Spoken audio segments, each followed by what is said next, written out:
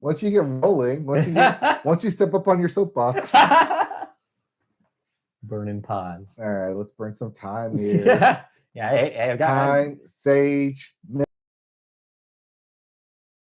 parsley. It's not like last week. We can luxuriate. We don't have to speed through anything. I've got all the time in the world. Oh, we have some time to get to some thoughts. Yeah, we're gonna really get into it. We're really get to some thoughts here. Okay. I just saw that 2 hour last week. Let's up that. No, we probably could. We'll hit 2 hours. We'll see how long. It's only like not that many. Yeah, let me restart. I'm pretty sure it was fine, but let's just restart it. People love that. Yeah, you saw that. You saw the way forward. I never know what you're going to do. Okay. You see me hit the record? Okay. You see me hit okay? All right.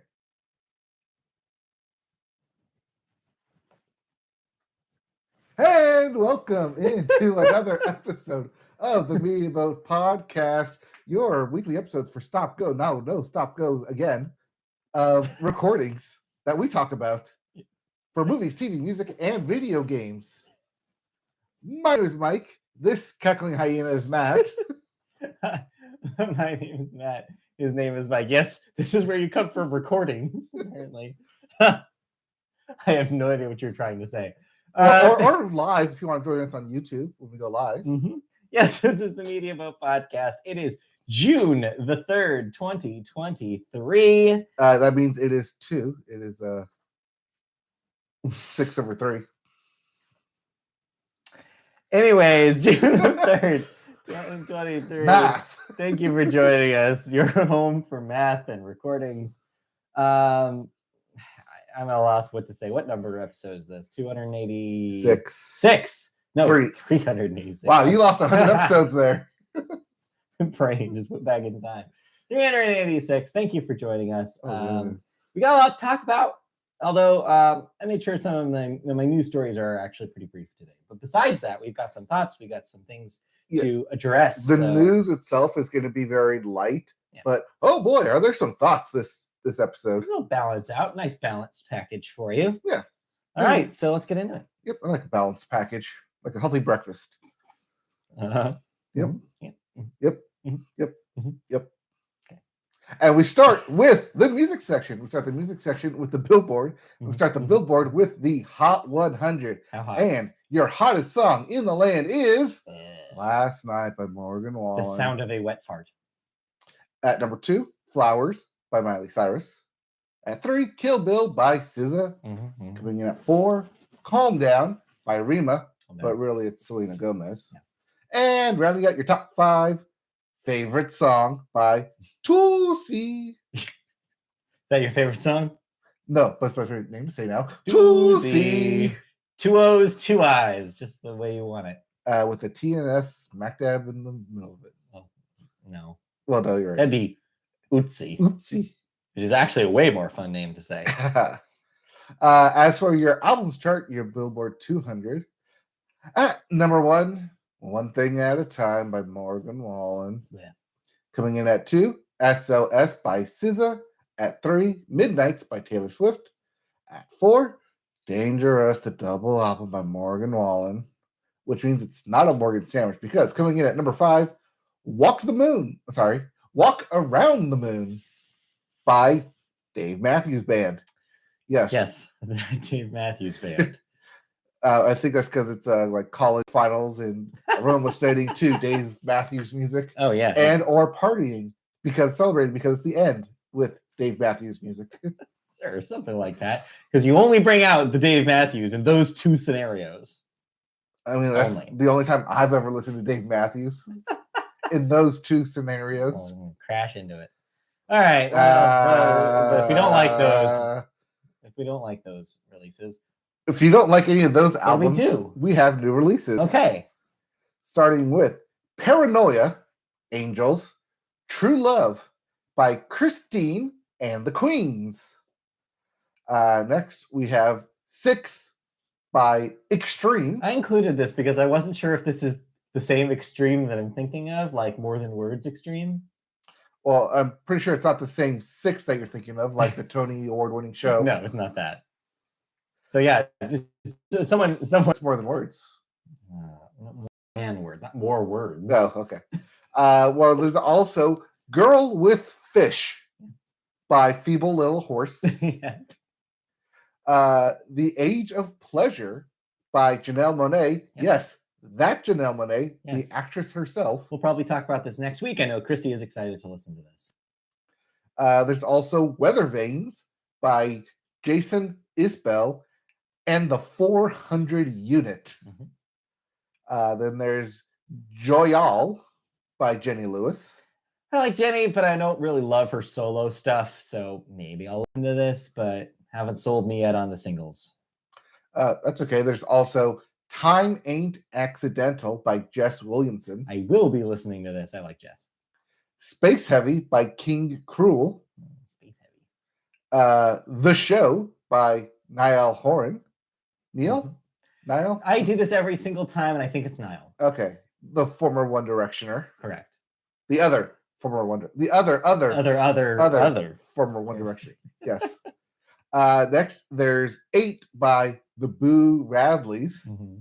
That is a very high school appropriate name for a band. Good reference.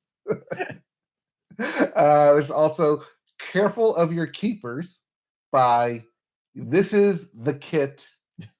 And lastly, Heaven is a Junkyard by Youth Lagoon. Sure is. Those are some good band names. Good band names. Those are some good album names. Yeah. But as the Billboard has indicated, people are still listening to Midnights by Taylor Swift. And yeah. Taylor Swift is still out on tour with the Eras Tour. Because she put out that the 3 new tracks thing. Yeah. The Midnights 3 a.m. Till Dawn edition. Yeah. Yeah. But she's not done touring. No. Because Taylor Swift has shared the first round of international dates. For her Eras Tour. Technically, it was yesterday. Yeah.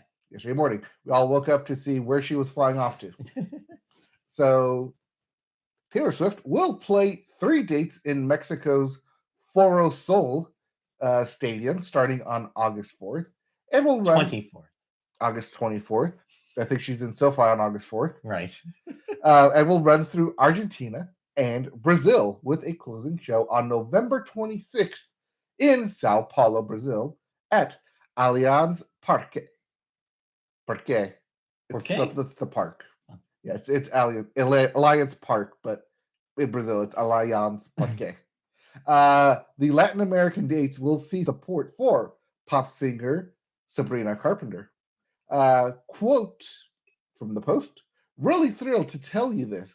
Mexico, Argentina, and Brazil, we are bringing the Eras Tour to you this year. Sweet Angel Princess, which is Sabrina Carpenter, will be joining us on all of the shows. Lots more international dates to come soon. Promise. So yeah, Taylor's not done. She's got a whole other leg of this tour now, and legs beyond that. It seems like that. Legs. Yes, legs. Taylor's legs for days. Sorry, if I ever need to get your attention, I'll just say Taylor's legs. But, I'm more for Carrie's legs than Taylor's That's legs. True. But she just can't stop. She is a touring machine, and there will be more eras for everybody, which is good news. Is it for fans in those regions? Absolutely. Yes, but it also means that she'll be out of the studio while touring. I worry about that too much. You're right, because we have the Taylor's versions, the TVs to come out. Speak Now comes out in a month, and then once that's done, she'll probably be riding the coattails of that for a little bit. We probably won't hear the next proper re-record until late in the fall. The next Till Dawn. No, I mean Taylor's the next TV channel. The next TV channel, yes. I don't know. Let's throw out our bets. What do you think after Speak Now? What does she do? So the ones that are left are Debut, 1989, and Reputation. I think she does Reputation. You think she does a Reputation? I think she saves 89 and Debut. All right. I'm going with Reputation. Okay. But yeah, I mean, clearly she's not done singing. She's not done performing. She's going to take it on the road, take it overseas. Mhm. Well, not overseas, but new continent. And Take it before to she now. goes overseas, because I mean, bet your bottom dollar, there's going to be a European tour. That's probably next. Yep. So get ready for that. I'm sure Taylor is right now. Yep. Well, when one tour leaves, another one arrives. Yes, because we are not done with tour talk. Yes. TM. We could do that. A little tour talk quarter. Tour talk. Because Latin music stars I just thought it was fun. Enrique Iglesias, Ricky Martin, and Pitbull. Yes. Yes, that Mr. Pitbull? Worldwide. I guess so. Oh, those three will be heading out on a joint trilogy tour of North America. Yeah. With each global artist set to deliver a unique headlining experience. Unique in full quotes there. The arena trek opens in Washington, D.C. at the Capital One Arena on October 14th and closes on December 10th in Vancouver, British Columbia, Canada, at the Rogers Arena. Quote, "It's a true honor to tour with Enrique and Ricky." I really want to do like a Pitbull. I don't think you have a Pitbull. I don't think I have a Pitbull in me. I need like darker sunglasses. You got that dog in you. It's a true honor to tour with Enrique and Ricky, two music icons who broke global music barriers for our cultural and open doors for someone like myself, said Pitbull in a statement. We are excited to take the trilogy tour around the world and give our fans the time of their trilogy lives. Dale. Here. Dale. There. Dale. Done. Don't worry about video viewers, if you're listening to the podcast, you missed a very funny side gag. Just letting you know. All right. So there you go. Trilogy tour. What do you feel? Is this exciting? Like, do you want to go to this thing? One of these things is not like the other. Who do you think is the odd one out? Ricky Martin?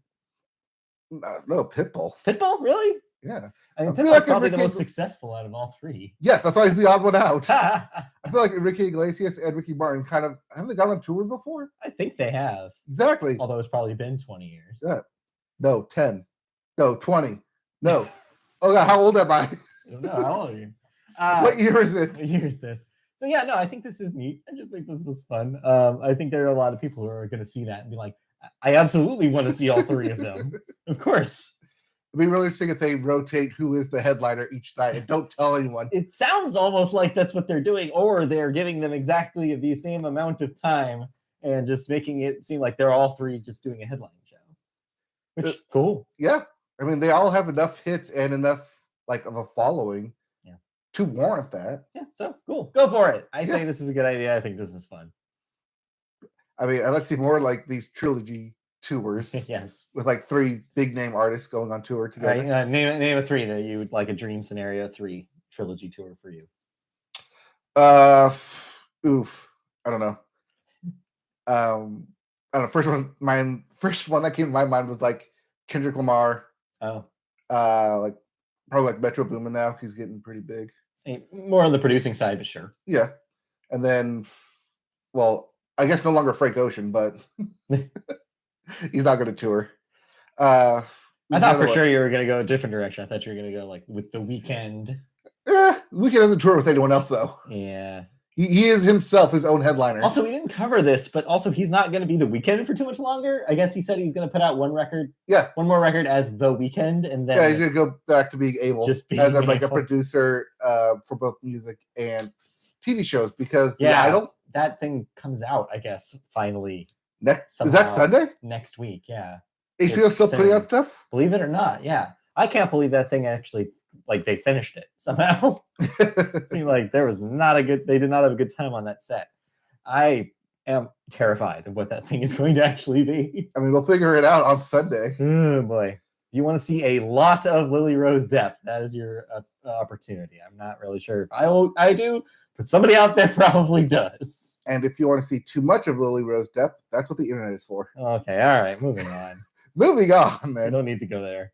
Don't worry, the internet already did. Oh, boy. All right. All right. Thoughts. You listen to something. Thoughts. Did you not listen to this? I did not listen to anything, any music yesterday. I wanted to, but I had too many long podcasts to do. This is for the next section, but they did the last Waypoint podcast yesterday, and so I listened to that at work instead.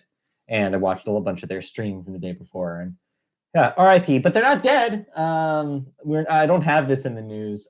So the former staff of Waypoint are now going to do a new project, a new streaming and podcast project called Remap. And if you were already, yeah, it's pretty good.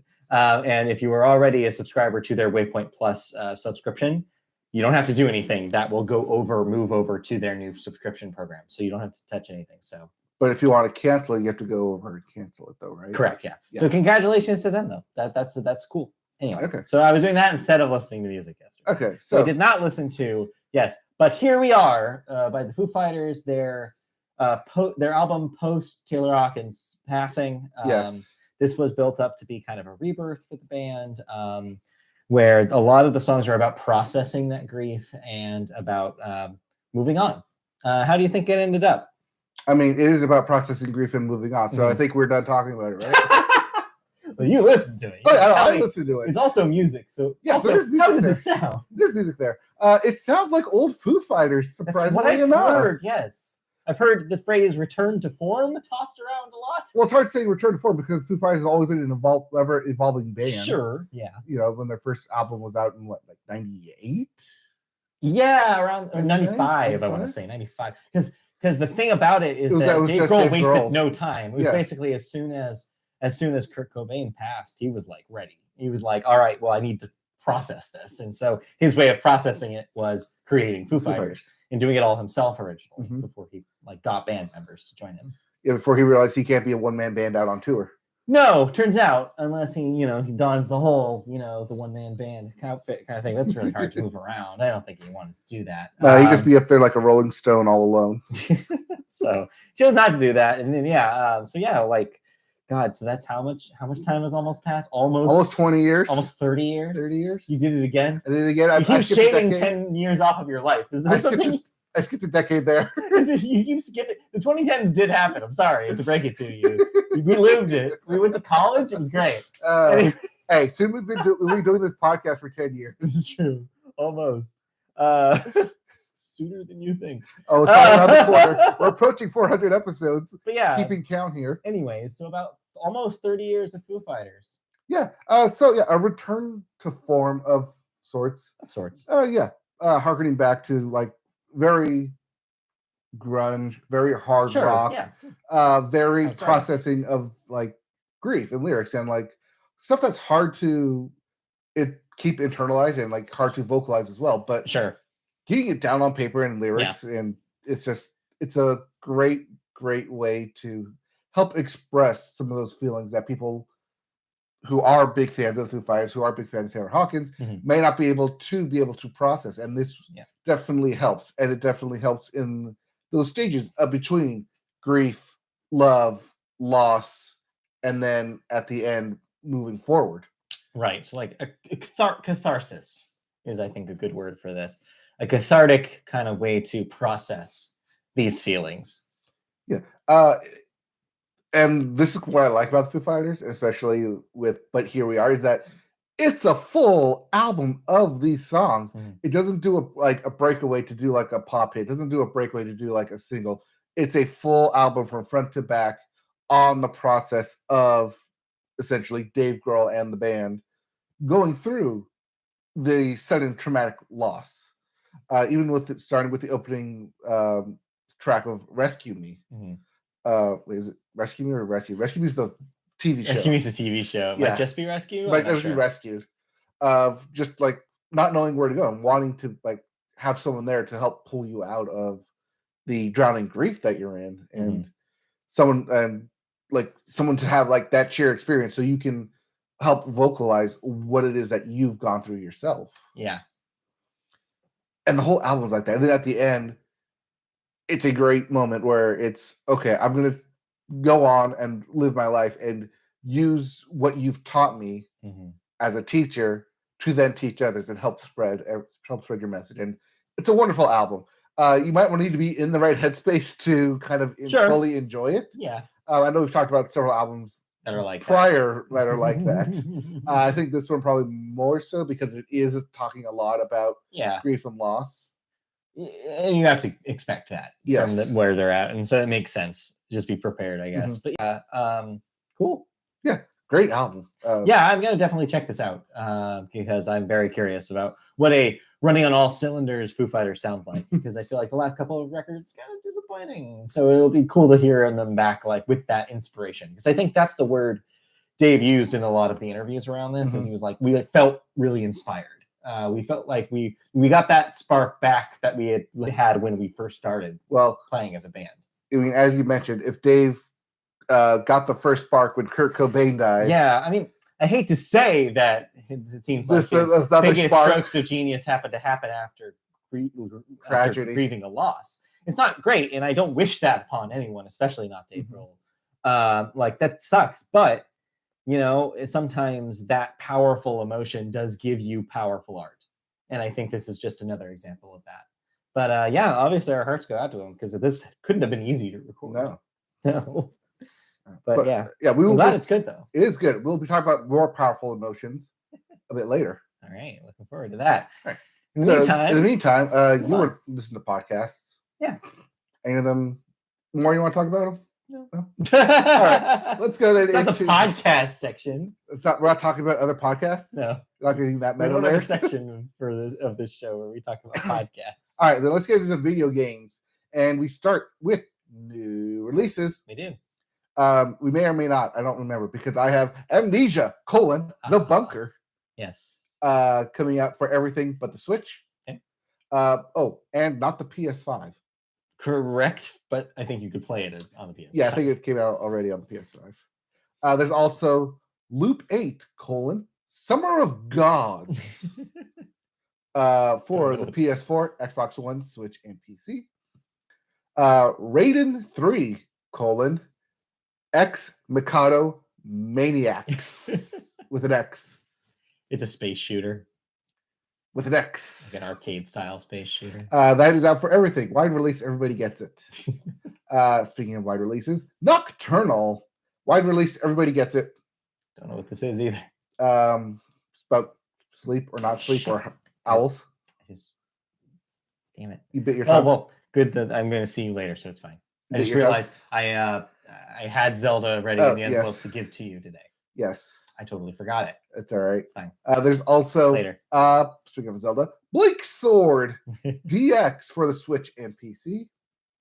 Harmony: The Fall of Reverie for the Switch and PC. Generic ass. I can't tell you what that game is.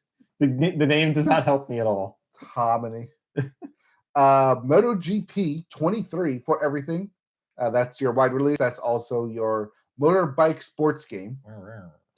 There's also Grey Hill Incident for the PS4, PS5, Xbox Series X, and PC. And lastly, Pokemon trading card game live. Yes. For the PC. It's also on mobile.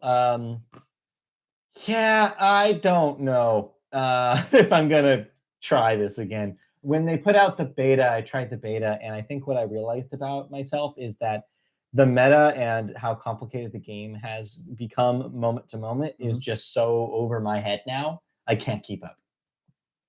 So I think I might be done. I was going to give it a shot. I was really excited for this release because I was like, all right, time to get right back into the Pokemon card game. I like the new design of the app. They've improved a lot of stuff.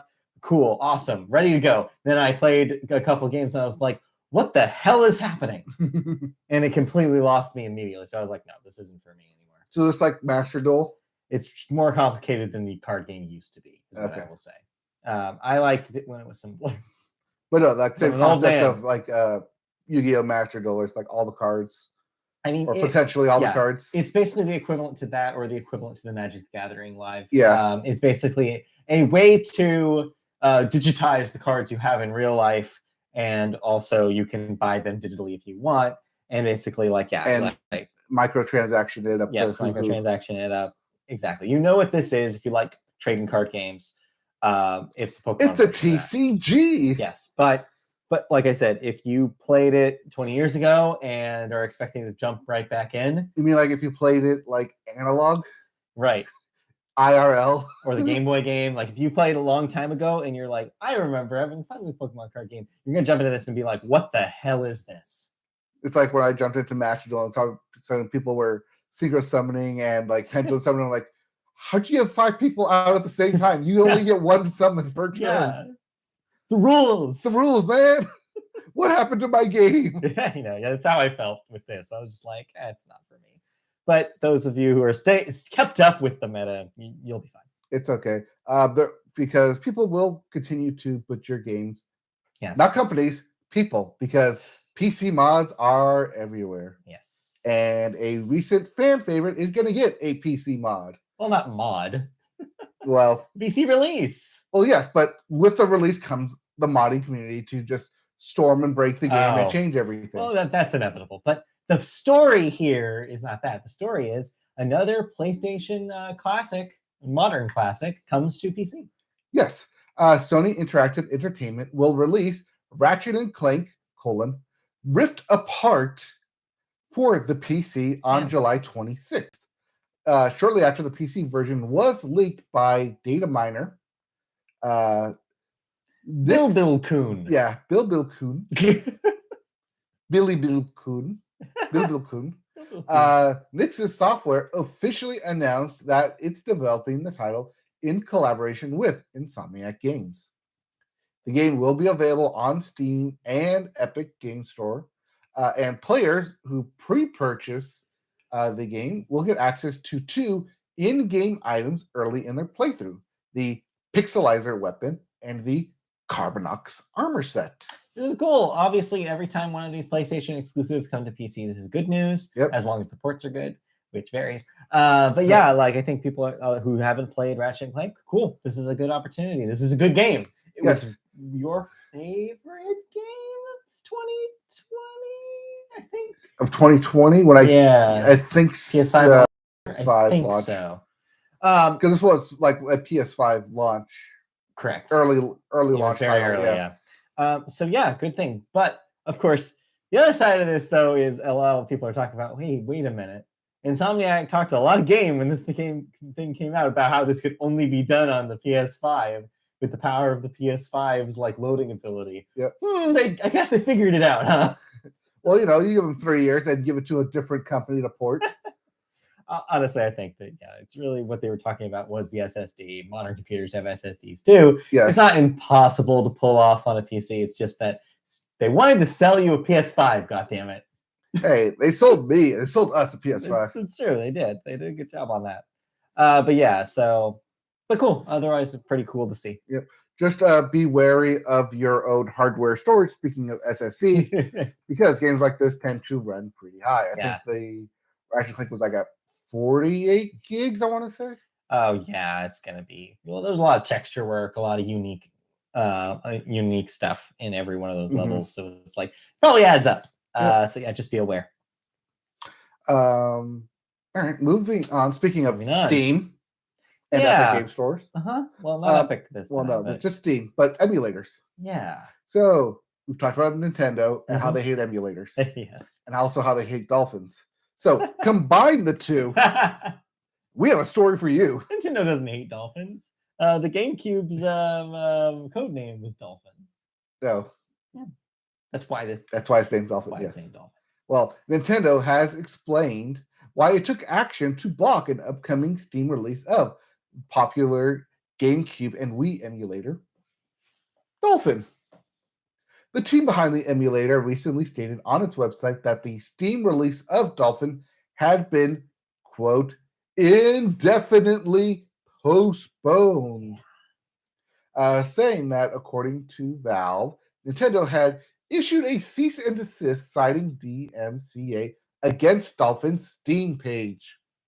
While it's often argued that emulators themselves are legal, and it's the use of ROM images of copyrighted games which is illegal, it's been recently suggested that Dolphin may be an exception because it includes the Wii common key, a cryptographic key used by the Wii to decrypt games. Yeah, this is where stuff gets complicated because it does appear that the Dolphin exists in this weird gray area legally because of this Wii common key. If you've ever used an emulator on the internet, don't worry, we won't tell anybody. The process usually is you can do it, but often it will require some sort of key to access the system. PS2 emulators are like this. So usually we'll bring up like, hey, do you have your system code? Because you need this to do it legally. Sorry. Because the idea is that to remain legal, the emulators have to be playing dumps of your own video games that you purchased. Mm-hmm. That is the platonic ideal. Of course, let's be honest, no one does that. Very, very few people are actually going to take the time to do this.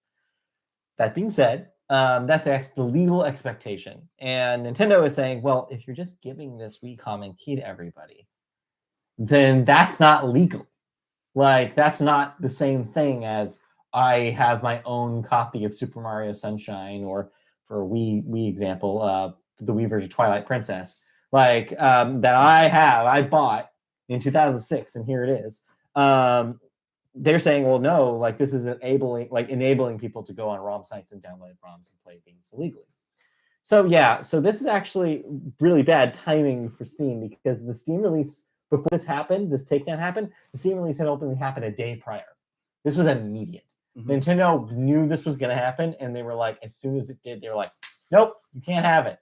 You can. This doesn't mean that they're shutting Dolphin down. You can still get Dolphin by going to Dolphin's own website and downloading the client there. So this does not mean that Nintendo is shutting down or DNCAing Dolphin as a company. This just means that the Steam release is not going to happen, even though it happened for a day. So it won't be as easy for people who don't already have a copy of Dolphin to get Dolphin. So you think this is Nintendo going after Dolphin, or Nintendo going after Steam for having Dolphin? Well, it's the latter right now, but people are saying that it might be the first attempt that Nintendo has at doing the former. It seems like a lot of people are assuming like, oh, well, this clearly means, if they're saying this in a statement publicly, that the next step then is to go after Dolphin in all forms. But that's going to be wild, because Dolphin has existed for almost like 10 years now. It's pretty established as being one of the best emulators on the market. It plays 90-something% of Wii and GameCube games at this point. It's fairly successful.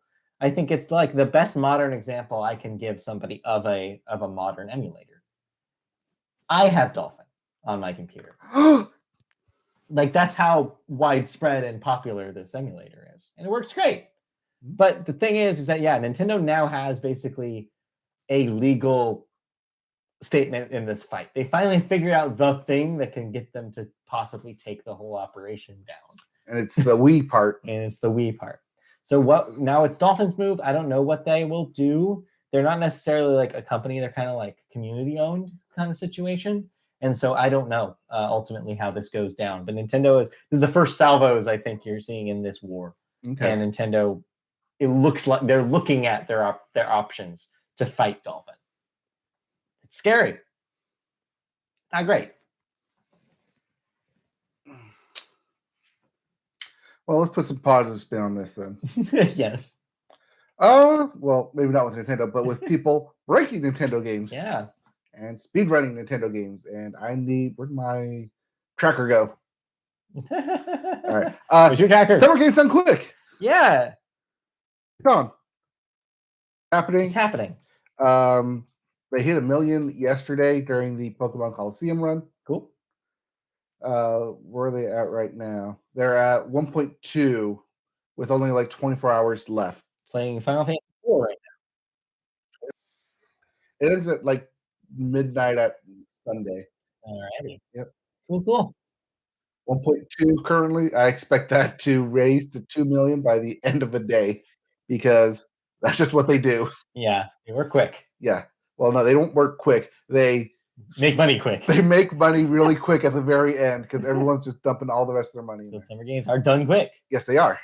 Speedrun quick. I haven't watched a whole lot of this. What's so far of the ones you watched? What are some highlights? I watched Four Swords co-op, Speed Race in what was it? Well, Mario Speed Race, obviously. What was the other one that I watched? Oh, Hi-Fi Rush. That was the big one that I watched. Oh yeah. Yes, loved that. Except I also realized that to really like speedrun that game, you have to get out of bounds and avoid the entire maps. Yeah, that makes sense. Yeah, lots of out of bounds, lots of glitches. There was a Pokemon Coliseum 10-minute glitched run. It's funny. Which was great. That was the other one I watched. The Pokemon Coliseum race with two people, and that was a minute separating them. So very close race, very fun. Luigi's Mansion race. That was the other one that I watched too. Yeah, I watched a lot the first day, like when it first started, and then like slowly throughout the week. But yeah, now it's the weekend. Probably get some more get some more views, get some more donations, get some more incentives to raise that up. Cool. Awesome.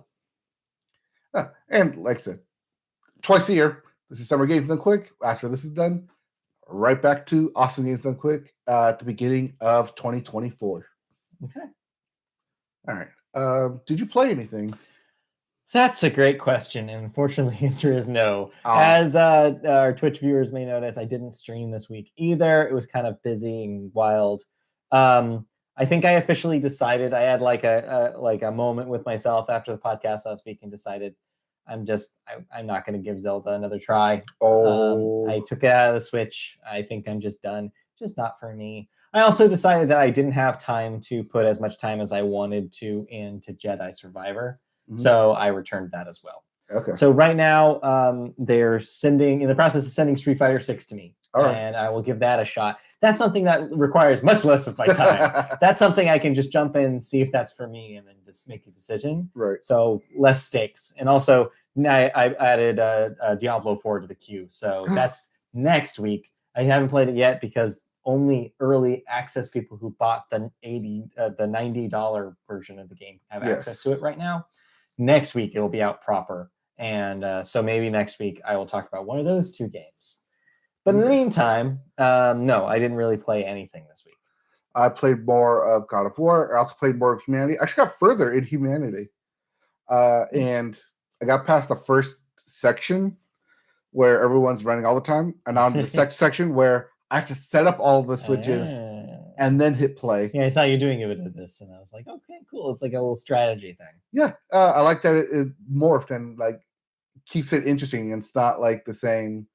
They're running, so you gotta run around and hit all the switches just in time. Right. Yeah, I like that. There's different modes to it. Yeah, it's cool. So yeah, very cool. I think once I got like past that first section chunk, then it opened up a lot more of like the switches and stuff I can do. And then this one is a lot more different strategy to it. Yeah. So there's a lot more depth to this game than I initially gave it credit for. Cool. Yeah. No, so, like that. That's a cool game. I mean, I would like to stream it, but you just see me running into my own head trying to solve it for like an hour. Puzzle games are tricky to stream. It would have been like if we back when you were playing The Witness. It was just like just you wandering around looking at shit. And then playing on mute when there's an audio cue. So yeah. Yeah. We'll be back to streaming next week. I promise. We'll have other stuff. Next, when there's another Rivals challenge, I'll jump back on Rock Band. All right. By the way, I got a notification on our Twitch channel. It's like multiple instances of copyrighted material audio was found on your stream. Like, yeah, I know. I played Rock Band. I'm aware of this. It's fine. They're not going to track us down. We have 2 subscribers. I don't know if that's true or not. I don't know. But like, well, one of them put out a game. Hey, that's good. Good segue. Good segue. Yes. Co-wrote and co-directed, technically, kind of. Co-art directions. Well, the one guy, Luke something, is like taking like full like director credit for it. But like art direction and like co-writer is from one of our friends. Yeah. Friend of the show, and at one time former co-host. I believe she's been on some couple episodes. Was she on an early. Episode? Wow, I don't remember. Super that. Early on. Yeah. All 3 of us on a couch. That was a long time ago. Yes. Scroll through those archives. Yeah, they put out a game called The Light in the Darkness. Take a guess what this is about. I have no idea. Because we just had a TV show called A Small Light. Okay. This is about the Holocaust. Oh, I did not know And this. I stretch to call this an actual game.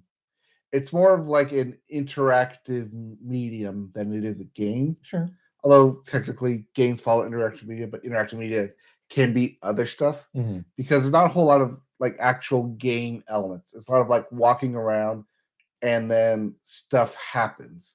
Would you call it a it's not a walking simulator. You got me. It's not like the Alone in the House kind of thing. Gone Home is what I was thinking. Yeah, Gone Home, or like What Remains of Edith Finch. It's not like that. Okay. It's not first person. It's third person side scrolling technically. Wait. Oh, okay. Yes, you're thinking of like third person, but also side scrolling because it's like based on a city block in Paris. Okay. And your characters only move in one of two directions. Got it.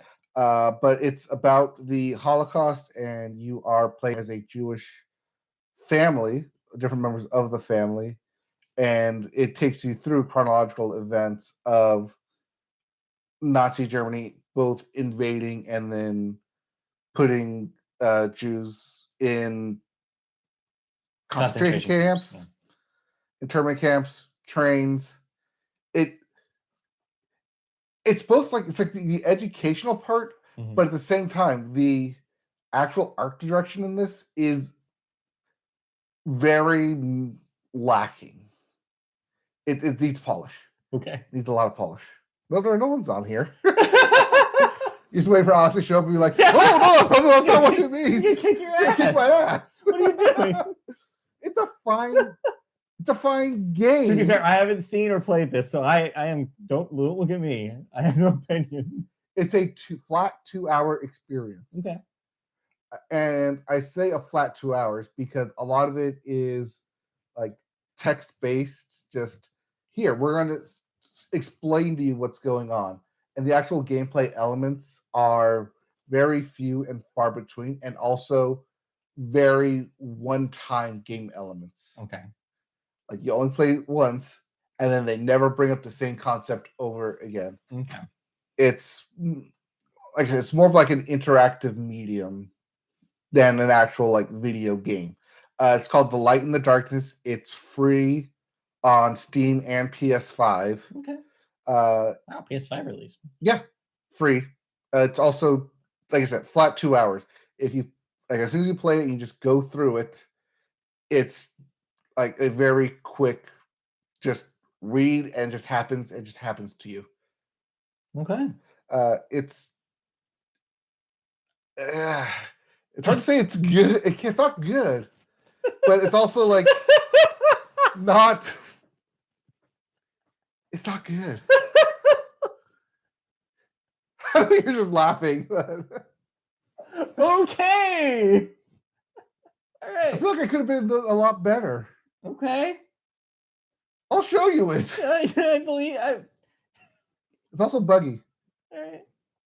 Because when you hit start new game, like there's only two options, like start new game and options. And as soon as you hit start new game, it immediately asked me, this will overwrite any save progress you have. But you didn't have any? Well, I'm starting, yeah. Right. Okay. Yeah. It's like, wouldn't you know that like I either have a save progress to overwrite it?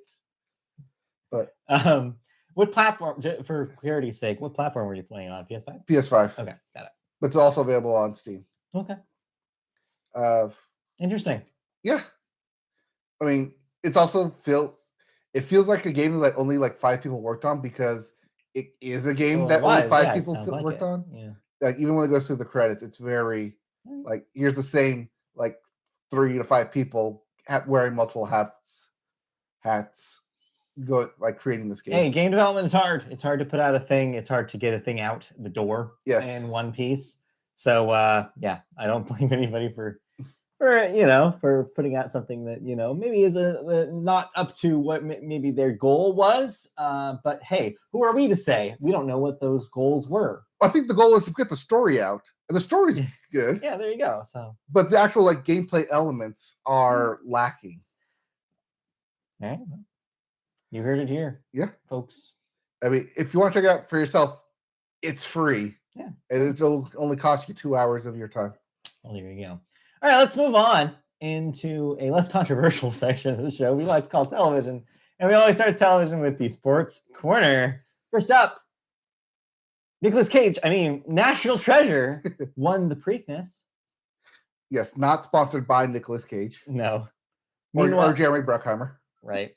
Meanwhile, Kentucky Derby winner Mage did not win and finished third. Which so means we will not see a Triple Crown winner this year. But that means the Belmont Stakes will occur 2 weeks. Yeah, 2 weeks on the 17th. All right. Next up, Joseph Newgarden won the Indy 500. Because that was the Memorial Day race. Congratulations, Joseph. Next up, Ryan Blaney won the Coca-Cola 600. And Blaney's ladies cheered in joy. Blaney's ladies. Yes, that's what they're called, Blaney's ladies. Good. I like that.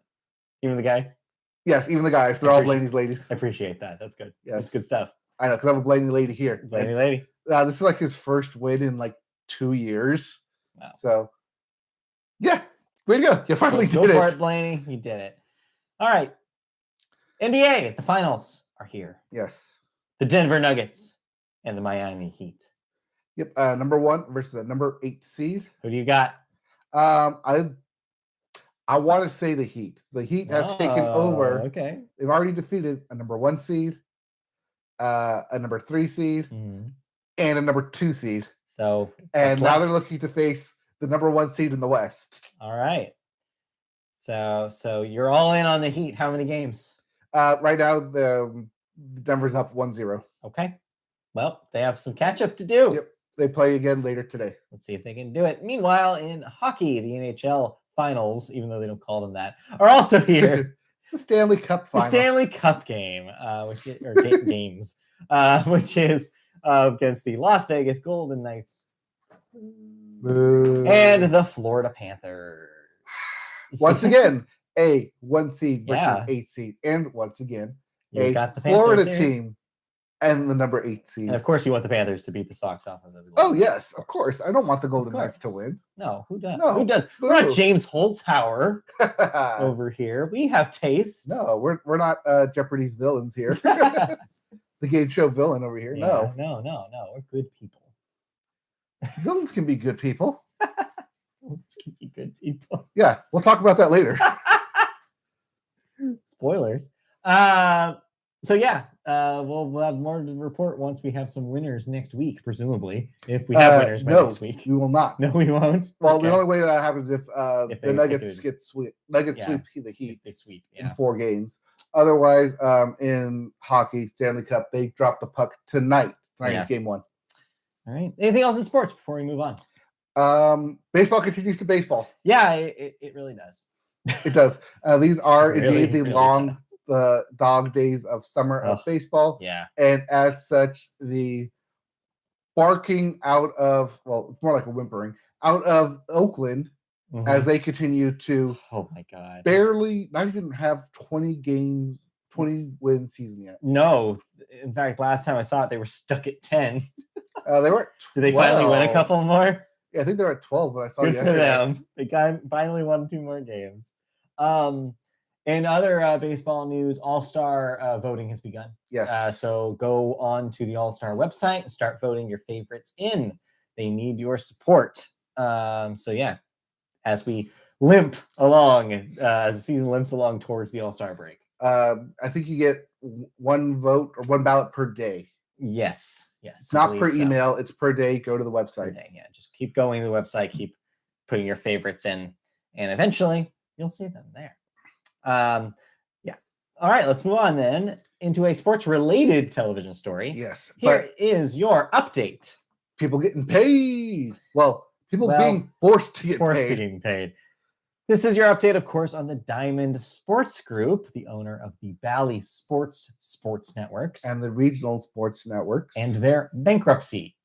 This week, Diamond Sports Group was involved in an 18-hour, 2-day court hearing with Major League Baseball over their media rights payments. In testimony before a U.S. bankruptcy judge, DSG argued that with cord cutting and growth of direct-to-consumer streaming, the current business model for regional sports networks is no longer financially sustainable, which resulted in DSG having filed for bankruptcy last March. Nonetheless, the Bally Regional Sports Networks continued to televise the MLB games of 4 teams, despite missing those scheduled payments for them. They just kept going. Yeah, they're like, oh, well, we can't pay you now, but we'll still show your games. Right. This brought a lawsuit from Major League Baseball.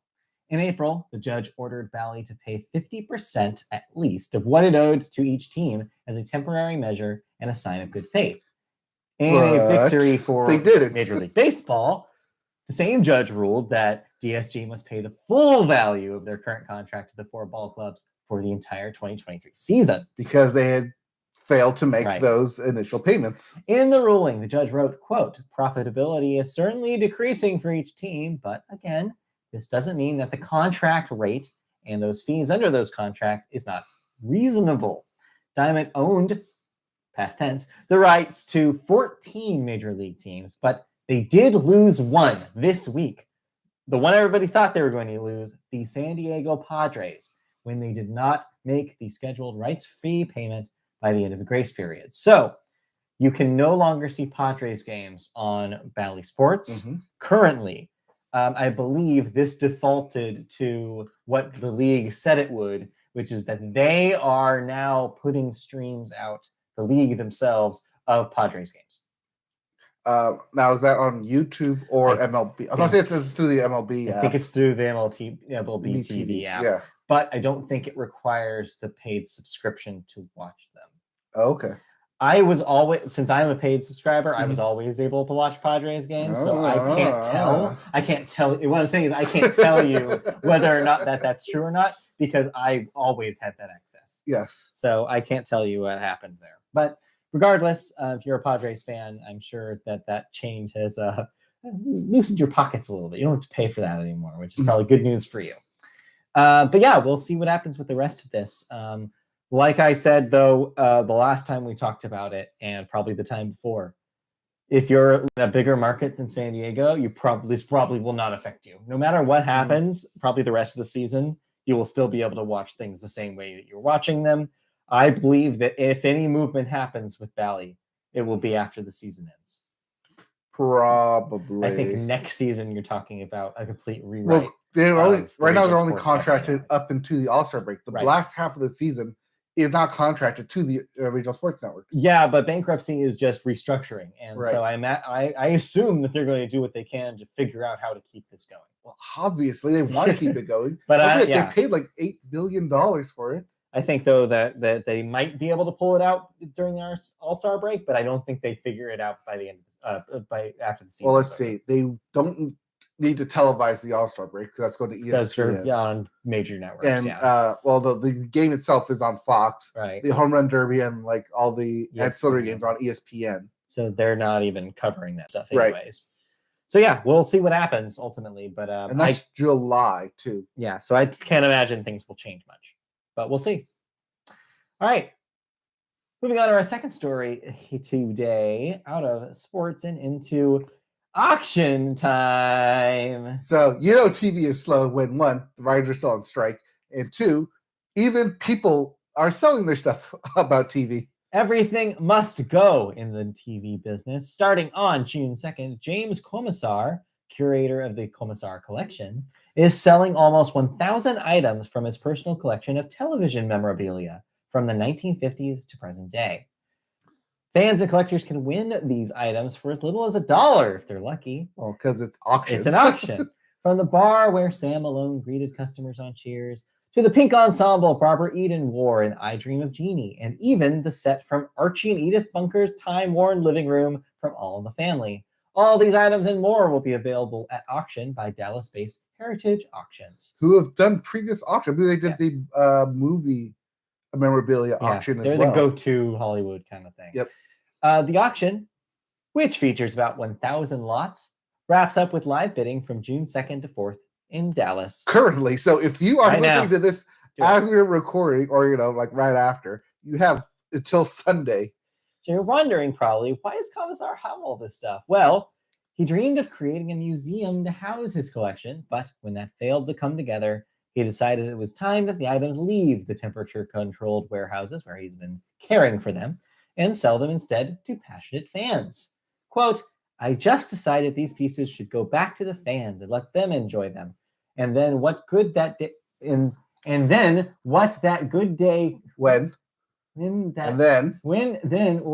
that good day comes, when a museum is effectuated, fancy word, yes, these pieces will be cared for in the hands of passionate fans and collectors, said Commissar, age 58. So get your hands on those things if you want to spend the money. Lots of memorabilia. Also, kind of surprising, also not surprising that there's not a TV memorabilia museum. Yeah. I know that there are rotating exhibits that go around to different museums. Yeah. Based on the specific show, but not on a full-on museum.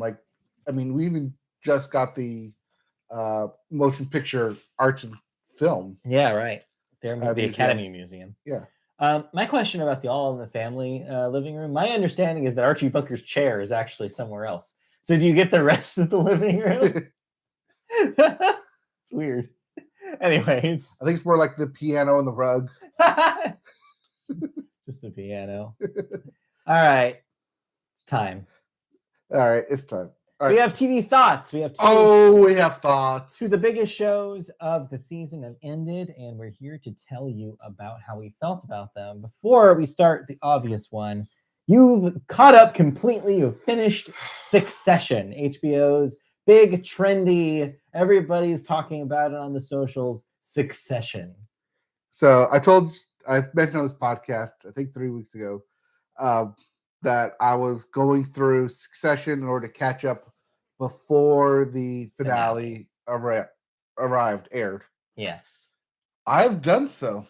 Okay. I completely caught up to the past Sunday, and then the finale aired, and oh my God, I don't know if this is actually the best thing on television. Okay, I have a question first. As somebody who's never watched Succession, somebody once described it on Twitter as a classy entourage. Is that what this is? No. Okay. It's billionaire bickering. All right. It's siblings just fighting amongst each other, and they can't come to a conclusion. I think that's why people liked it, because it's like, oh, look, they're just like us. They fight too. Only when they fight, people lose billions of dollars. It just sounds like now you're describing a drama Arrested Development. Yes, and that's why I didn't like it. You know I don't like Arrested Development. I love Arrested Development. Yeah, but I don't. Because I think the characters are so infuriating. Oh, I see. Same thing here. Okay. Succession. All those characters are stupidly infuriating. They think they're in control. They think they know what they want. And then when it's actually handed to them, they'll be like, wait, is this actually what I want?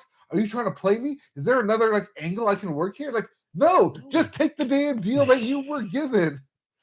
You wanted this. You worked for it. Also, there was a point when they were trying to sell the company, and they were literally just adding a number just to outbid their dad. Oh yeah, we're gonna start this, and we're gonna sell this company for $2.1 billion. And they're like, no. I think we can get 2.5.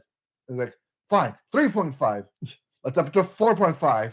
Fine, 5.5. Just within the matter of an hour, this company that was valued at 2.5, because of the bickering between the family members, got a $6 billion added inflation because they were just bickering over each other. It was infuriating to watch. Yeah. You're on the same team here. You both want the same team. Who cares who makes the deal? Just great for that company that got the extra $6 million for basically doing nothing and watching these people fight. But at the same time, it just shows like how meaningless money means to them. Yeah. As you like clear from like the first episode where one of the characters like writes $1 million check if a kid can hit a home run in a pickup softball game. Like $1 million, life-changing money for most people. Yeah. These guys are like, oh yeah, $1 million check. Here, let me just dangle this in front of you if you can hit a home run. So when you weren't being infuriated, do you feel like pieces of why this is such a popular show right now? Like, yes, there's pieces because it follows. I mean, performances. It follows right in footsteps from Game of Thrones, and that's what it's kind of billed as, the corporate Game of Thrones, where all these family members are vying to try and become CEO of the company, Waystar Royco, which terrible name. just right off the bat, terrible name for a company.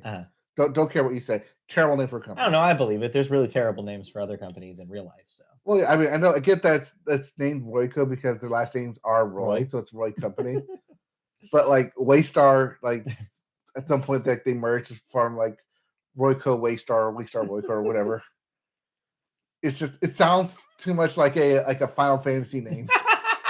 Waystar Royco. Yes. It's like it sounds like a Star Wars name. Yes. Shout out to that girl on Twitter who does these baseball players' Star Wars names. Boba Fett. This is my favorite TikTok right now. It's been great. I love it so much. My name's Waystar Royco. She did one for the Angels finally, and Gio Urshela. Gio Urshela. She was like, this is like the perfect Star Wars name. Yep. Gio Urshela. It is. It's great. Sorry. So yeah, shout out to that girl. Anyways, despite the fact that she's an Astros fan. Boo. Boo. Sorry. Anyways, boo. Succession. So the season or the series started when like the dad falls ill, like has a heart attack on a plane, and then the second episode immediately rushes into, well, who's going to take over the company? We need someone in charge. Like we need an actual CEO, and it took them 3 whole seasons and into the 4th season to finally get that answer. Damn. So the whole like 3 seasons prior to it was just giving the audience a look into like why they should be CEO, but mostly why the hell they shouldn't, and all the steps that they take to blow off their fleet while making these idiotic steps. Yeah. Constantly. It was so infuriating to watch. Like, oh my God, it's right there. Can you not see it? Yeah. But that's also like the theme of the show is that because they are kids, like essentially that's the theme of the show. They're kids in adult bodies trying to appease their dad, who never gave a shit about them. Right. So they're always trying to, even when he dies, and when he's spoiler, even when he actually eventually dies in season 4, that they still try and bicker for his approval, even though he's fucking dead. Spoiler or explicit tag. All the above, really. All of it. Like, he's dead. You don't need his approval. Take the money. Take your billions of dollars and get out of the company. It's okay. To quote Taylor Swift, he's laughing up at them from hell. Yes. It's just they're the problem. It's them. They are the problem. The whole show was just them shooting themselves in the foot. Even when, like, at the very finale, in the season finale, when it looks like they're all trying to come together, it's crab mentality. They're like, yes, we will anoint you. And then, like, next scene, no, I'm sorry. Like, yeah, I thought I could do it. No, I just can't. Sorry, no. No. Real quick, speaking of crabs, I didn't mention this in the video game section, but we have to pour one out for Blaseball. Development on Blaseball ended yesterday. What? They are calling it quits. The tacos. The game band has moved on. They're no longer developing Blaseball. So RIP Blaseball. Wait, so it's not running on a weekly basis anymore? No, it's done. Oh. They're killing it because they just didn't have the resources. Who won the championship? Well, of all time, the most winning team was the Baltimore Crabs. Oh, okay. Which is what reminded me. So claws up. Anyway, sorry. I just wanted to mention that before I forgot. Wait, did that make your t-shirt a relic now? Yeah, I know. My 72 degrees. Yeah, tacos. 72 degrees and infinite. The Los Angeles unlimited tacos. Yeah, they are no more. Anyways, also no more Succession. I no longer have to watch this show. So yeah, so you're probably happy that you weren't there for the zeitgeist. You dodged that bullet, as it sounds like. It didn't jive with you. Well, so I did a write up, and you can read it on MediaBuiltPodcast.com. Can you? When it goes live. Oh, sorry, I haven't checked the doc in a while. Oh yeah, I put up 2 in there. Oh Jesus, okay, all right, I'll get on it. But yeah, that's just my overall thoughts. Is that yes, it's good now. It has the 2 Emmy wins for best TV series. But in terms of like the zeitgeist going forward, does it stand up to shows like The Wire or even like The Sopranos? Doesn't sound like it. It does. No, it doesn't.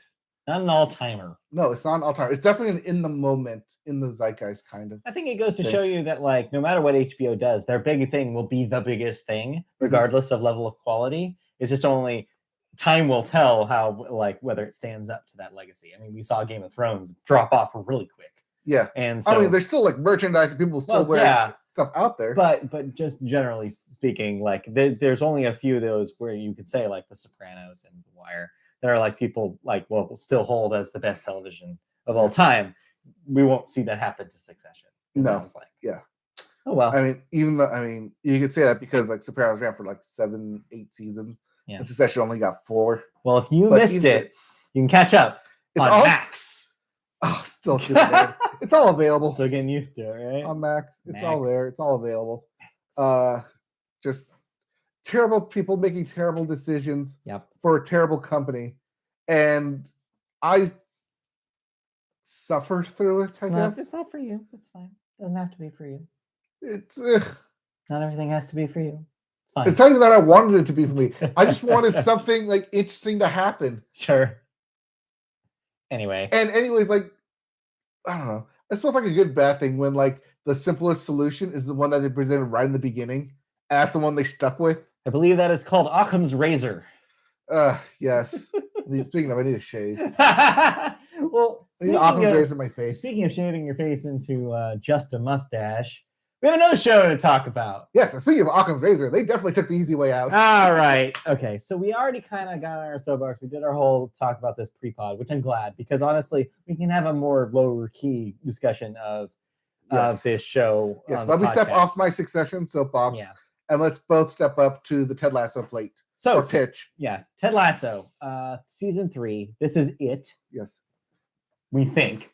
So far. To the world of Ted Lasso, we were told that this was a 3-season story, that once the end of the 3rd season stopped, that would be it for Ted Lasso. And I think that is true, because Ted Lasso, the character, does get an end here, and it's a fitting end. And I think that is the most successful storytelling of season 3, in my opinion. Just to start this on a good note. I think ultimately, what they ended up doing with Ted, the decision he makes, I'll stay spoiler-free here. I mean, you toss the baby out with the bathwater with Succession, but I'm going to be careful with Ted Lasso for the podcast's sake. And yeah, the choice that they have him make at the end of the season does seem fitting for the character. It does mean that he's gone through an arc. I think it makes sense. Everyone else, though, on this show, there's a lot of unearned emotional shit happening here. There's a lot of stuff that happens off screen. Yeah. And stuff that happens in a quick succession.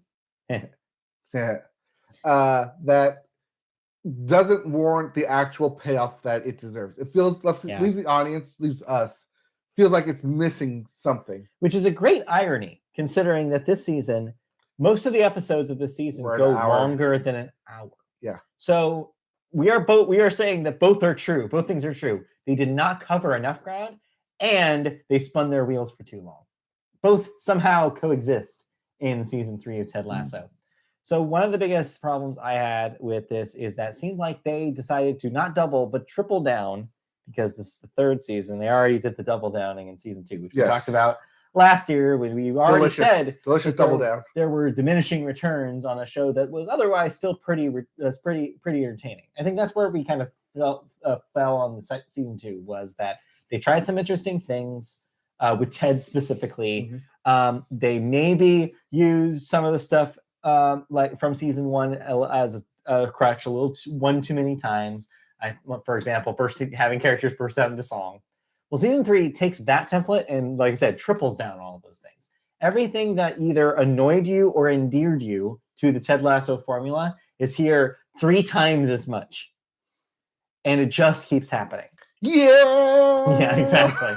So every time you think like, oh, surely we're going to have like a good character moment here. Oh, wait, no, they're just going to recite a poem to this character? Okay, fine. Oh, now we're finally going to have a moment of sincere like thank you and goodbye. Oh no, they're just going to break out into a musical theater number. Okay, fine. This show is was always going to be this show, but I did not expect how much this show was going to be this show in season 3, and it just kept doing it over and over and over again. And by the end of it, I was entertained, but I was also exhausted by the fact that this show just doesn't seem to understand how real human conversations work. The other thing that I want to say about it is that I am somebody who appreciates storytelling that is, about people being good people, trying to be better people. I am on the record on this podcast for how much I love, shows like Steven Universe, like so about building your personhood and like learning from your mistakes. And I like saccharine happy endings. All that is true about me. And I like shows that delve into mental health and improving that and having a support system in place and understanding yourself. I get that. But the thing with Ted Lasso is it says it's doing all of those things. The themes want you to believe it's doing all those things, but none of it feels like it actually is happening like it would actually happen. All right, let's talk about the actual thing you want to talk about in Nathan and his character. So the promise of season 3 was season 2 ended with Nathan Shelley, former kit man of their team, basically becoming a turncoat, becoming a villain, taking a coaching position with one of the rivals, specifically the rival owned by Rebecca's ex-husband and actual villain of the show. It was an interesting setup, and we said as much last year when we talked about the season 2 finale. It's like, okay, cool. This is an interesting wrinkle to the show because for once somebody's not a good person, and we have that as a conflict as a good contrast to the goodiness of Ted Lasso. And it was also an interesting moment for Ted's character too, because he had a mental health crisis and he was no longer sure and positive about what he wanted to do there in that position as coach. There was a lot of darkness in a way for a show that doesn't really dwell in that darkness. Season 3 throws all of that out the window because 3 or 4 episodes in, everybody's already returning to status quo. Every bit of friction that you had between these characters' relationships is slowly eroded down into nothing. And by the end of the show, everybody has their happy ending. Again, happy endings aren't bad. It's just they have to be earned. And this is what you were saying before we recorded, is that... It's the one thing I always say whenever you have a finale, it's, does it feel earned? And the fact is that by the end of everybody's character arc, very few of them feel earned. I think Ted's does, and I think Rebecca's does. But Nathan's especially. They completely fumble on that storyline and end up just being kind of this weird, and it sort of devolves into a weird romantic fantasy storyline for him, which never feels earned for either of those characters. And by the end of it, you're just supposed to accept, oh, cool. Also, you didn't accept that him being a manager of a football team would still pine over a hostess. And then they do the work to show you that no matter what, he still wants this one person. But that's not the problem I had. I didn't have a problem with that part of it. I had a problem with how quickly it just moves on. And he's like, oh, yeah, no, she's totally into him. Why? When did this happen? Because she felt sorry for him. Yeah, was it pity? Was it just like that he kept going? Because that's a pretty awful lesson to teach people. Yes. And I felt like as a society, we were moving away from stories about a guy who's persistent enough to get the girl. I thought that was done. It's toxic. It's not good storytelling. And to see it again here, dragged out, didn't feel great. Especially in a sea of speaking directly to toxic masculinity in season 2. Right. And and elements of that actually reappear with the Rupert character in season 3. Mm-hmm. And then it's like, what are we doing? We can't have your cake and eat it too, which is a thing that Ted Lasso does a lot. That's why you in break season 2 cakes. 3. Yeah. So yeah, there's a lot of questions about why things ended up the way it is. And honestly, I think you can boil it down to the writers saw it worked in season 1, and they just kept harping on the stuff that they thought that the fans wanted. They built a show to be the thing that I think people thought season 1 was. Season 3 feels like a television show that is based on reviews of season 1. Mm-hmm. It's like, oh, we loved when they broke into song. Okay, let's do that 15 times. Oh, we loved when this person was redeemed and everybody said, I'm sorry. Okay, let's do that 15,000 times. Let's have every character's parents show up. And I mean every character's parents, virtually every single main character's parents, show up and have a heart-to-heart, a tearful heart-to-heart with their kid. Let's do that. In addition to that, there's also felt like a bunch of check boxes that promises that were made through season 1, season 2, that they wanted to make sure that they covered in the finale. Yeah, to a ridiculous extent. Yes. It's like they had like a checklist, and instead of being like, well, we don't really need to do a few of these, they said, no, actually, we can do all of them. Because we can just make the finale an hour and 15 minutes, and people will watch it. Yeah. I think the legacy of Ted Lasso will be a complicated one. I think a lot of people will look back on the show and be like, hey, the lockdown was pretty wild, huh? And that'll be how it's remembered, because season 2 and 3 did not do enough work to make it a show that people are going to be like, yeah, that was great. I think instead it's going to be like, man, that show was like built on a lot of promise and a lot of people really loved it, but what happened? And whether they choose to return to this universe and tell the story of another character seems likely, but should they is a better question. I think one thing that the finale actually did well is that because it does a lot of callbacks and references to stuff that happened within the first 2 seasons, that should you go back and do a rewatch, you'll find a lot more of those references and sure. Essentially, now those would be called forwards to the callbacks. If you're doing the work, but this show does not do a whole lot to make me want to do a rewatch. Like, the plots were just pretty predictable at the end of the day. The character arcs went exactly how you thought they would. Nobody had a surprising turn beyond the one that they waste with Nate. Or there's also the whole Zava arc in season 3. Waste of time. That goes nowhere. It's a waste of time. It doesn't go nowhere. They bring in Zava so Jamie Tart can become the he's not the captain because that's McAdoo. Right. But a star player again, that get his skills back. Yeah. But back to basics with Roy. But you don't need the Zava character to do that. You just need a heart-to-heart between Roy and Jamie to get that ball rolling. And then once that happened anyways. So and that was actually interesting until they throw that out the door in the finale and waste it on a stupid gag with Keeley. It's just, for every 2 steps they went forward, they went 3 steps back in this season. That's how it felt to me. Every moment where you're like, oh, that's an interesting thing to do with this character, they take it right away. They give Keeley an interesting love interest that adds depth to the character. But it turns out to be yet another character in the show. Oh, they were nice to you? Well, turns out 2 episodes later, they're going to be a jerk. Or they're going to want something. Yeah. They have needs that conflict. Oh, well, they're going and are actually kind of mean. Okay, cool. Let's write them out of the show immediately. It's not a realistic depiction about how these actual people would react in real life. And I get that the whole thing about Ted Lasso is kind of this fantasy world where everybody apologizes and everybody's nice. It's okay. You just have to believe.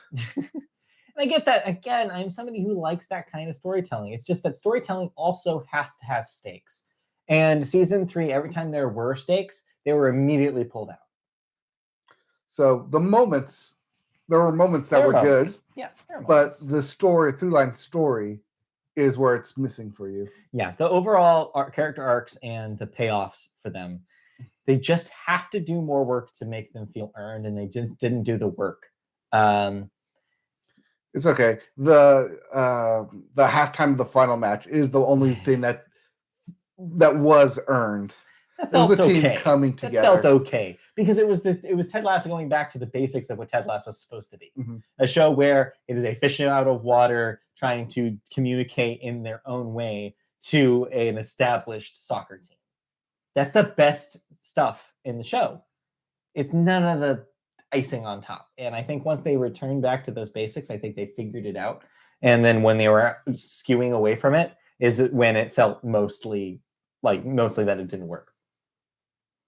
They tried to make it an ensemble show and it just got too crazy and went all sorts of different ways. And they couldn't bring it back in. It got too big. Too big? Yeah. Yeah. I mean, there's 11 people on the team. There are a lot of people. So yeah, a lot of starring players, starring roles. So yeah, entertaining, but ultimately just failed to surprise me in any way. It just felt super predictable and just wasn't enough there. No, not enough meat on that bone. Okay. Well, that was Ted Lasso. Yeah, disappointing, but may or may not return to it. Yeah, I don't know. I don't know what they're gonna do. It was too big of a hit, I think, for them to completely abandon that universe. Yeah. So yeah, everybody, it's also your pitches ready. Well, it's also to see who they want to bring back, who they can bring back, who's ready to do something else. So like Jason Sudeikis is moving on. Yeah. I think Sarah Waddingham is moving on as well. She's huge right now. I bet she takes advantage of that. Also, her story is over. I feel like they did another weird thing, like one story, like brief little story thing that they end up somehow tying into the finale is her and her new love interest. And I'm like, did you groan? Because I groaned. Yeah. I was like, come on. You can't keep doing this. You have, what's the screenwriting rule? You only have so many coincidences and they can't be for good things. No, it can't be at the end. But also, they shouldn't be for a good thing. Yeah. If they're going to happen, they should be for bad things for your character. They did it too many times. Is what I will say. Anyway. Anyways. Yeah, Ted Lasso. Yep. It's there if you want it on Apple TV Plus. Yes. There's the drop. That pay us. All right. Anything else that we need to talk about television before we move on? Well, it is summertime coming up here. The summertime. Oh god, is that this week or next week? There's 2 shows coming up in June, 3 technically, that we're going to keep track of. One is the return of It's Always Sunny in Philadelphia, summer show coming back. The other one is the Futurama on Hulu. All right. That's going to be in June on a weekly basis. They're not going to do a full drop like they've done for other shows. Fair enough. And then Black Mirror this week gave us the release date of the 14th, I want to say. Okay. In 2 weeks. All right. So once again, when I'm ready, right when I'm ready to cancel my Netflix subscription, they're like, "Oh, but wait, you want to watch this?" Dangle the keys in front of you again. God dang it! Yep. So right when I was about to cancel it for the summer, they dropped the trailer, and I was like, Sorry. "Yeah, okay, so I'm going to watch that." It happens. Happens to the best of us. Anything else? Those are stuff that's upcoming. Otherwise, oh, and MasterChef's back. MasterChef. Yeah, MasterChef. Cool. Other than that, we are getting into, now that Memorial Day has happened, all shows should have had their finales. All right. So we're now into summer showcase of games. Okay, cool. All right. In the meantime, let's move on to cancellations and renewals. What am I no longer watching? Amazon is bringing back Citadel for a 2nd season. How To with John Wilson gets a final season. His 13-week final season on HBO. I believe that one's already been shot. Just when it airs, they're not going to renew it. And HBO will be bringing back Somebody Somewhere for a 3rd season. At some point. I don't remember if we talked about this last time, but they also renewed a bunch of other HBO shows. Okay. But due to the writer's strike, they won't premiere until 2025. Right. Should the strike end. Right. So a little waiting period for those. Yes. We have a couple deaths to talk about real quick here. Mitt Larson, age 92, actor and magician, also creator of the Magic Castle here in LA. Actual serious Magic Castle. Yeah. Infamous? Famous? Yeah, famous, I would say. If you know anything about magic and you're in the Los Angeles area, you probably know about the Magic Castle. Yes. One of the very rare places where you can only be invited by someone who is a member. Yes, invite only. So who knows what's going on in there? Yes. Magic things. Magic. This is where the magic happens. You can say that when you open the door. This is where the magic happens. And it's true. I bet they do say that. It's true. I wouldn't know. I haven't been, but I bet they do. We have not been invited to the Magic Castle, and I hope I never do. Fingers crossed. No. You prefer the Magic Kingdom. Yeah, I've been there. Yes. And then next up, Cynthia Whale? Who knows? Age 82, a Hall of Fame songwriter, and I bet you've heard of these. Co-wrote "You've Lost That Love and Feeling," "Here You Come Again," and "Through the Fire." So a lot of hits there. Yeah, those are just 3 of many hits. A storied career, so they will be missed. Moving on to the last section of the show today, movies. And we always start the movie section with the weekend box office numbers. Yeah, we do. Your number 1 movie debuting at number 1, just under 100 million, is The Little Mermaid at 95. That's because we didn't go see it. Nope, yeah, missed that one. Nope, still didn't see it. Mixed bag, critically, I guess is what you could say. I saw the trailer, and as soon as I saw a little too much of what I think that movie actually is, and I was like, I don't need to see this. I'm gonna write this one off. I don't need to bother. We'll watch it on Disney Plus. Yeah, maybe not even that. Number 2, Fast X or Fast 10, depending on who you ask. $23 million this week. That's at 107. Wait, so this means that next week the Little Mermaid's going to surpass Fast X? It might. Probably will. Didn't see that coming, did you? No, did not. Number 3, Guardians of the Galaxy Volume 3, another 20 million. That's at a cool 300 domestic. Number 4, the Super Mario Brothers movie with another $6.4 million. That's at 560 million domestic. Also note about Super Mario this week. It is now the number 2 globally most animation. Yeah, animated film. Highest grossing animated film. So it just has 1 more movie to beat. Oh, but it's Frozen. I know. We know Frozen. That. It's Frozen 2. It's Frozen 2. You're right. Yeah, I think it's Frozen 2. Yeah. But yeah, good luck. Good luck, Mario. Yes, good luck, because you're coming out on video on demand. Yeah. And soon, possibly streaming services soon. So streaming soon, already on demand. So, yes. Yeah, very soon. All right. The Machine is your number 5 movie with only $5 million. Yeah, that was the comedy ? In case you're wondering about the other 2 debuts this week, number 6, About My Father, only 4.3 million. That was the Robert De Niro movie. And You Hurt My Feelings, the Jennifer Lawrence vehicle, number 7 with only $1.3 million in this debut. That is not Jennifer Lawrence. Oh, is that? I'm thinking of the different movie. Yeah, you're thinking of the one where. What is that one called? That's No Hard Feelings. That is so confusing. You Hurt My Feelings is Julia Louis-Dreyfus one. Oh, okay. My bad. They are too similar. Those names are too similar. Just because they have an H word and feelings. So close. All right. Yeah, you have a 2 word, you have an H word, and you have the word feelings. Yeah, an H Those word. are 2 similar. I got an H word for you in a second. I don't know what that means. All right. Moving on to this coming up week in new releases. Transformers Rise of the Beasts is your big film this week. No one is talking about this thing. But everyone got out of the way for it. Yeah, weirdly enough, as if it was supposed to be a big deal, and it wasn't. They've dropped the ball marketing-wise. I've seen 1 trailer. Well, you are not watching the NBA Finals then. I am definitely not. Because it is everywhere. All right, fair enough. So maybe I'm wrong. But yeah, Transformers, and apparently it's all right, is early buzz is saying, is that this one's actually okay. Turns out you take the Michael Bay out, and you might have something there. It might actually work out for them. It worked for Bumblebee. So there you go. That is your big release for this week. Moving on into movie news. Our first story is an update on the WGA. And on the other guilds who will be getting into contract negotiations soon. In an email to members on Thursday, the WGA argued that the studios are once again pursuing a similar, quote, divide and conquer strategy to the one they previously implemented.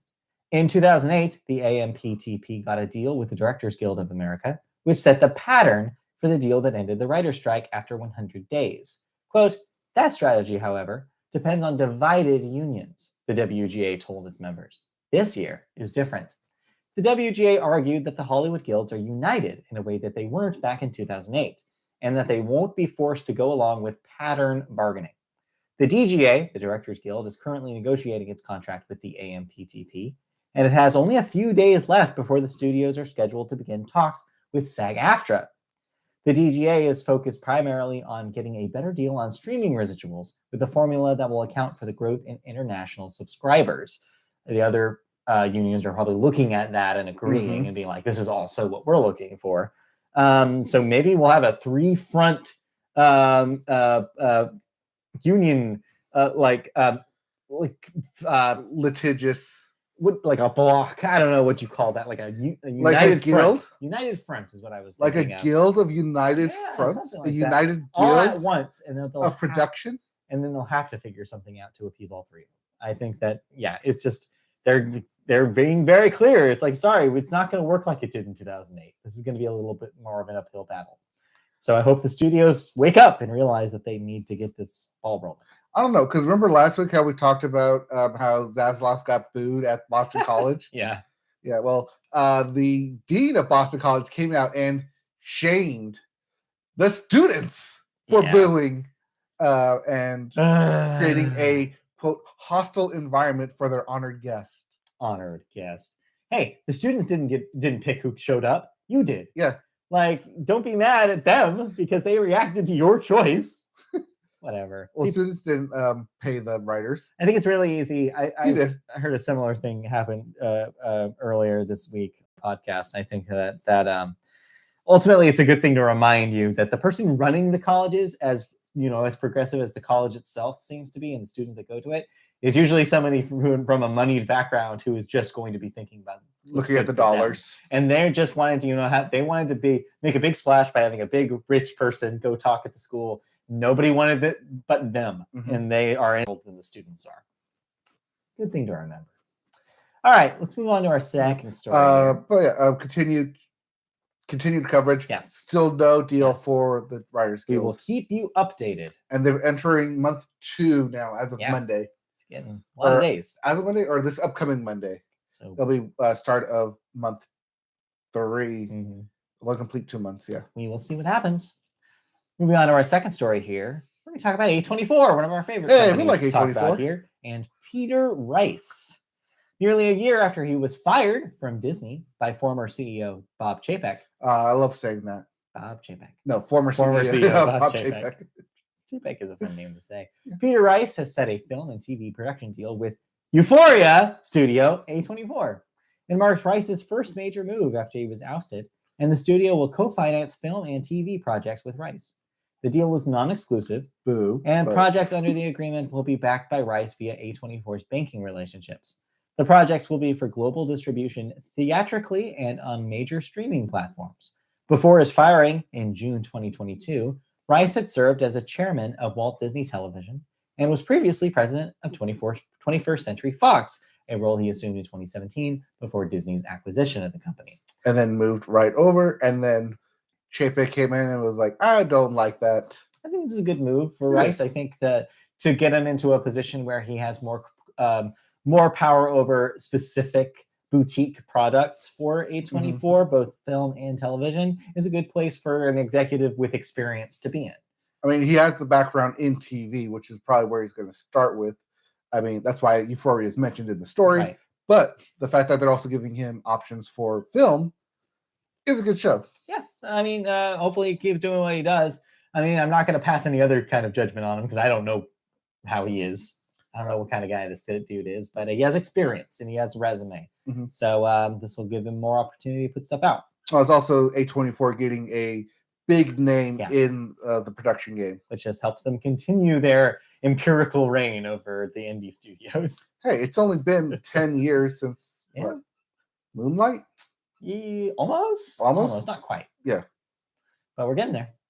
All right. Speaking of getting there, you got to the theater this week. Yes, I did. You saw none other than the biggest movie in the planet right now. Yes, I saw your number 1 film next week. Oh, yeah. Easy. Spider-Man Into the Spider-Verse. Show the cup. Oh, yeah. I know. I've been sipping on this. Yeah. If you've been watching the YouTube stream. Show the cup. Show off. Mm-hmm. How much did you spend on that? Huh? Well, it was like $9.75. $10 cup. I had a $3 coupon. Okay, $7 cup. Plus 20% off. I'm not gonna do that math. Anyway. Well, you take the 20% off and then you take the $3 off. Okay. So it was, what is it? It was a $10 cup from math. Like $2 off. So it's like $5. $5 for the cup. You did the math. Yeah. Good job. In theaters, only in theaters. Anyway, so yeah, Spider-Man Across the Spider-Verse, the highly anticipated sequel to one of our highly anticipated sequels to Spider-Man Enter the Spider-Verse, which was our favorite movie that year. I want to say going into this year, this was our second highest, like our second most anticipated thing. Yeah, I think so. Yeah, it's and is it still part 1 of a future part 2 duology? Spoilers. Well, you already knew that. Yes, but apparently people in my theater didn't realize that. Oh no! Okay. All right. Okay. So it ends on a cliffhanger, is what you're saying. So we talked about this last week about how I was planning on seeing this. Yes. And how my doctor had not seen the original Into the Spider-Verse. So she has now.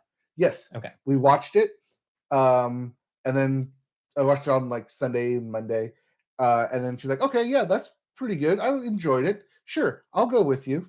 Just completely blind. I didn't tell her anything that was going to happen. I think I showed her the trailers. Like, here's like the number 2 trailer. Is this something you're interested in? Do you want to see more of this? And she's like, "Yeah, it looks good. Sure, I'll go see it with you." Yeah. 2 hours later, it's a long movie. It's 2 hours, like 20 minutes. So 2 hours later, she's on the edge of her seat, waiting to see what's happening, while also checking her watch of like, it's been 2 hours. How are they gonna wrap up everything here? And then it says to be continued, and she loses her shit with half of the studio, with half of the audience. Oh yeah, half of everyone there is losing their shit with a bunch of like, what? No, how? And the other half is just laughing their ass off because we know there's a part 2 to this. Yeah.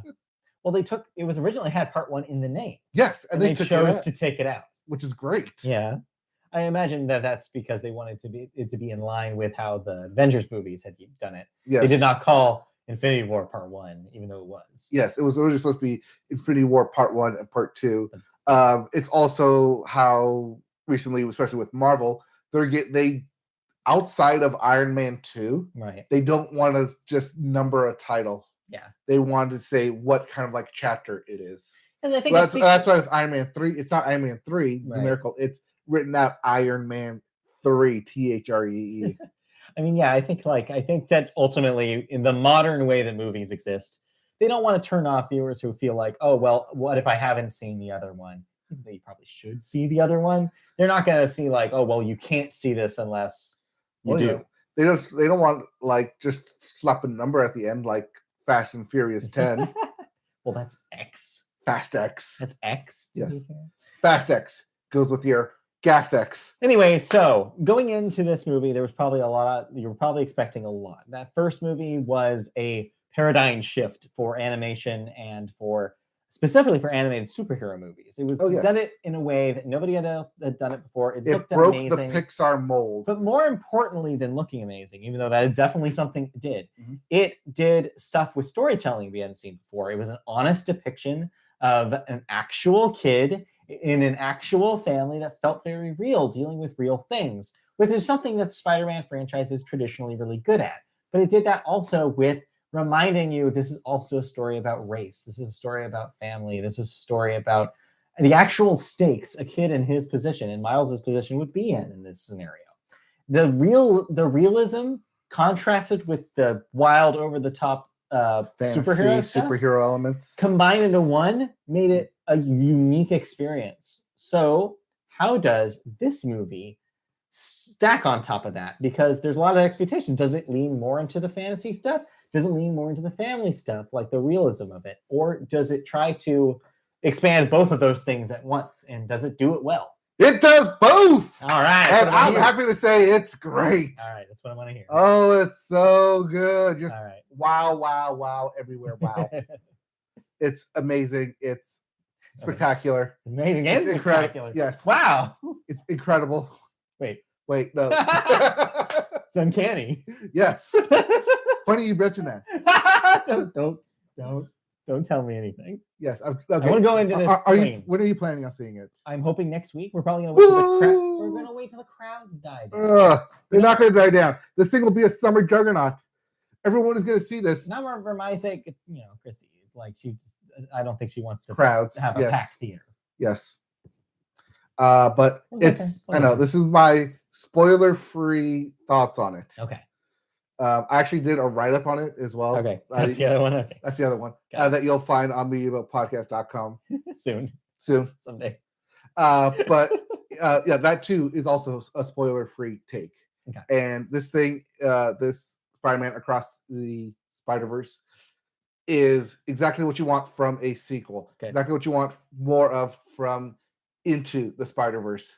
The only returning character is the Gwen Stacy character and Peter B. Parker. Okay, right. But those again, they're in the trailer. They're in the trailer. We knew that.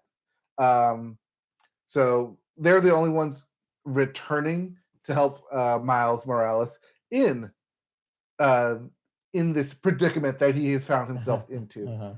One of the things that it does well is it has this very great parallel with both Gwen Stacy and Miles Morales in their families, in the duality of being Spider-Man, Spider-Woman, and Spider-Person, and trying to keep their identity from their family, trying to keep their family safe. Duality, not just in the families, but more specifically in their dads. And it comes across so great, well done. I love Gwen Stacy's world. Watercolors up the wazoo. It's so great. The amount of attention, the artistic, the details, just everything about that world is so impactful. Everything is so done on purpose. It's exactly what animation should do. It takes it expands. It takes and expands from a live action version, which is where we've kind of gotten stuck with Pixar a lot. It's a cartoon depiction in a photorealistic world. With animation, you don't have to be photorealistic. You can be as cartoony, as animation, as many different mediums in art thrown all together into this film.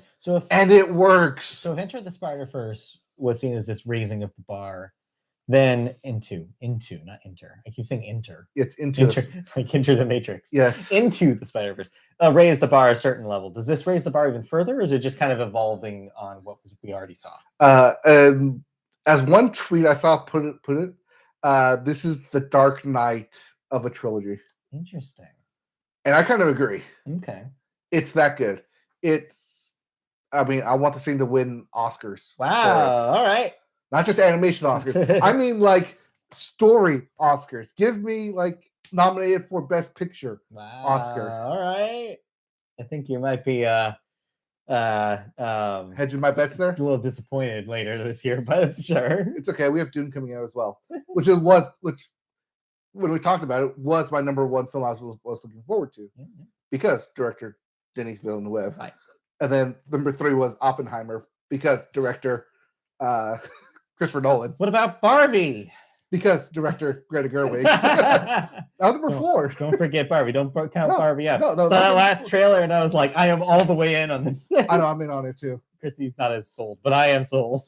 My daughter's kind of sold. She wants me to go. I was like, I do, but also you're, I don't know. Yeah, exactly. We'll see. Anyway, we'll probably see it.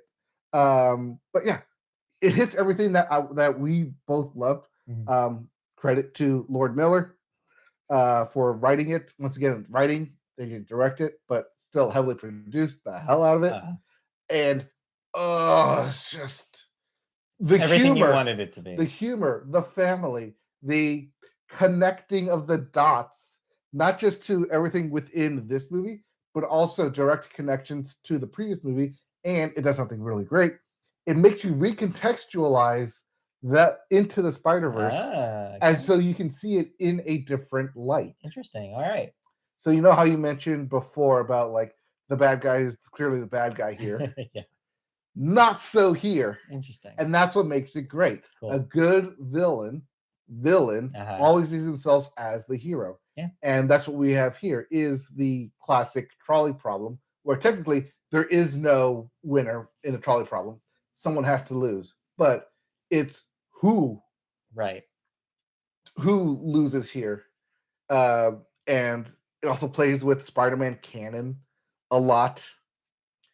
That's probably not how spoiler is. I'm probably going to get into it. Okay. Other than that, the different worlds that they go into, the different Spider-Verses, are fantastic. The new Spider-Man are great.